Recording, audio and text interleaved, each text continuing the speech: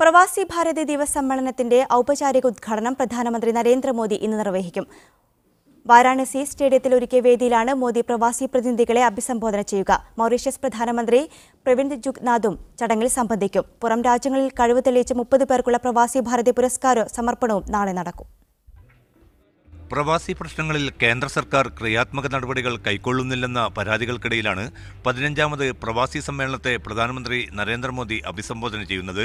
വിദേശത്ത് മരണപ്പെടുന്നവരുടെ മൃതദേഹങ്ങൾ സൗജന്യമായി നാട്ടിലെത്തിക്കൽ തുടങ്ങി കോൺഗ്രസ് അധ്യക്ഷൻ രാഹുൽ ഗാന്ധി അടുത്തിടെ ദുബൈയിൽ ചില വാഗ്ദാനങ്ങൾ നൽകിയിരുന്നു. പ്രവാസി ക്ഷേമം മുൻനിർത്തിയുള്ള കേന്ദ്ര സർക്കാരിന്റെ നയം പ്രധാനമന്ത്രി ഇന്ന് പ്രഖ്യാപിച്ചേക്കും. പ്രവാസികളുടെ പുനരധിവാസം, ആരോഗ്യ ചികിത്സാ പദ്ധതി എന്നിവയോട് പുറംതിരിഞ്ഞു നിൽക്കുന്ന നയം കേന്ദ്രം തിരുത്തണമെന്ന് മന്ത്രി KT ജലീൽ അഭിപ്രായപ്പെട്ടു.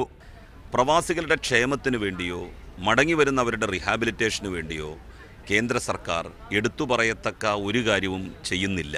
വിദേശകാര്യമന്ത്രി സുഷമ സ്വരാജ്, സഹമന്ത്രി ജനറൽ VK സിംഗ് എന്നിവരും ഉദ്ഘാടന ചടങ്ങിൽ സംബന്ധിക്കും. വിവിധ രാജ്യങ്ങളിൽ നിന്നുള്ള പ്രവാസികൾക്ക് ഇന്ത്യയിലെ നിക്ഷേപ സാധ്യതകൾ വിലയിരുത്തുന്ന സെഷനുകളും ഇന്നത്തെ പ്രത്യേകതയാണ്. പ്രധാനമന്ത്രിയുടെ സന്ദർശനം മുൻനിർത്തി വൻ സുരക്ഷാ ക്രമീകരണങ്ങളാണ് വാരാണസിയിലും പരിസര പ്രദേശങ്ങളിലും ഏർപ്പെടുത്തിയിരിക്കുന്നത്. പൊതുതെരഞ്ഞെടുപ്പ് വെളിപ്പാടകലെ എത്തിനിൽക്കുന്ന സന്ദർഭത്തിൽ പ്രവാസി പ്രശ്നങ്ങളിൽ മോദി സർക്കാർ അനുകൂലമായ പ്രഖ്യാപനം വല്ലതും നടത്തുമോ?